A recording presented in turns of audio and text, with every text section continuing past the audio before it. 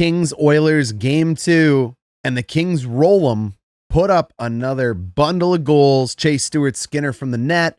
We're going to break this entire game down starting right now. But if you're an Oilers fan, should you be worried? Yes and no.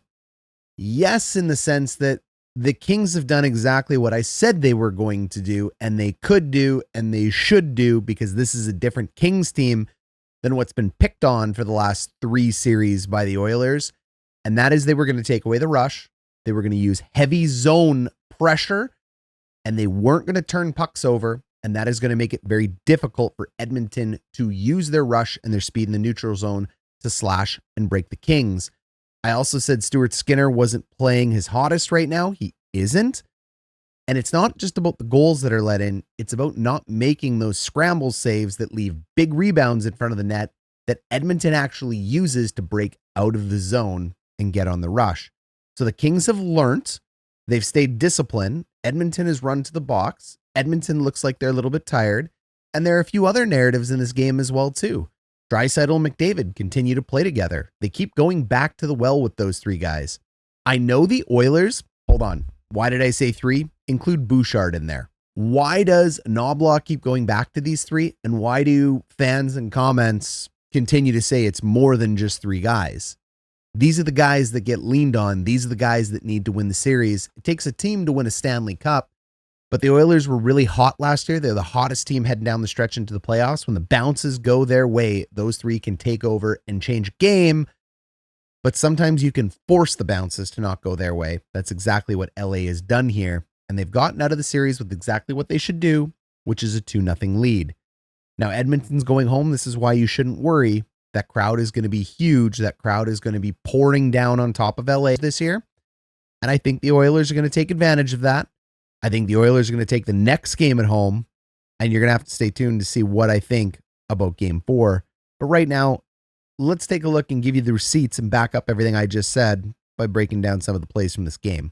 One of many power play goals here, they end up carrying the puck, and I love what the defenseman is doing here. You carry the puck until you don't have room to carry it anymore. It's a quick little breakout pass, and what's so interesting about the meat and potatoes team that is the LA Kings, there's no drop pass. There's nothing cute. Let's just enter the zone, chip it to the left. This is way too weak by Edmonton. You have a 3-on-3 entering the zone. I understand you're short, but you got to be able to cause turnovers at the line and make that zone entry a lot harder.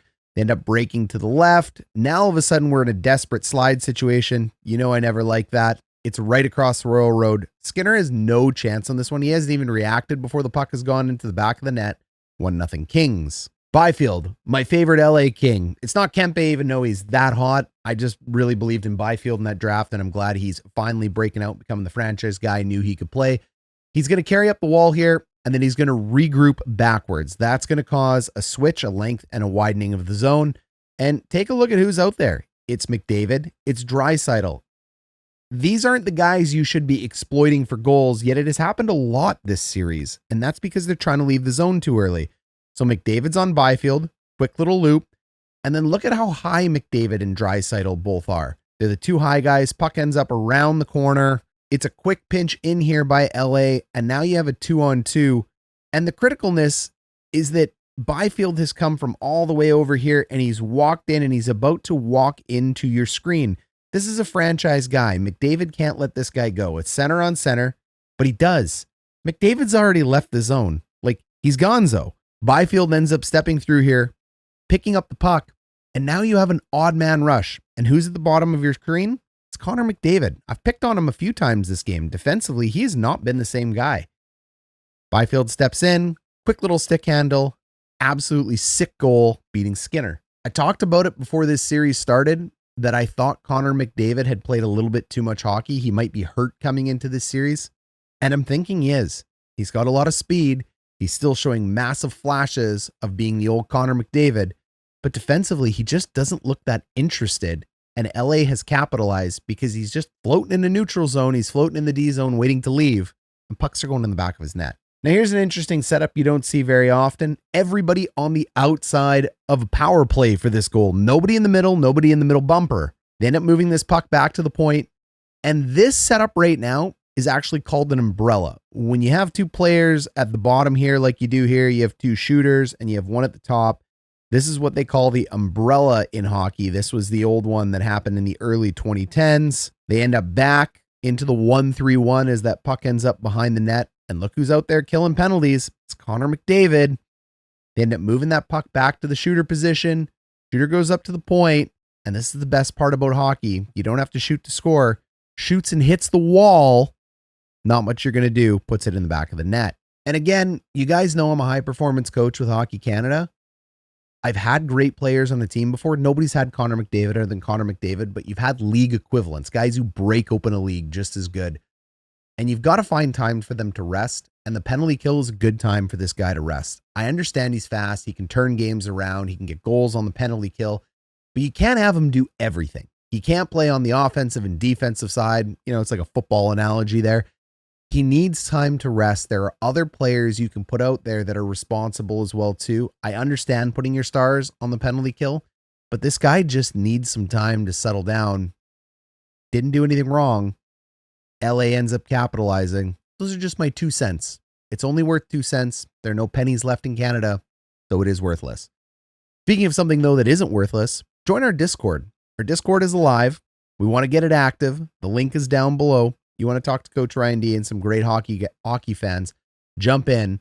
We have everything you need there. We have a whole bunch of teams, whole bunch of places you can chat, make new friends, join this great community. Edmonton's first goal of the game, Draisaitl is out there with McDavid. Look, we got really good puck support here. Our defensive zone structure is a box +1. We got our 4. We got our +1 in the box. They end up walking it forward through here. And again, this is good defensive zone structure. There's nothing wrong here by LA. You have 2 players on the puck. Everybody's in fine position here. This just happens to be super skilled players being super skilled players. They end up taking a shot. Take a look at Leon Draisaitl down here, one of the best goal scorers, if not the best goal scorer in the NHL.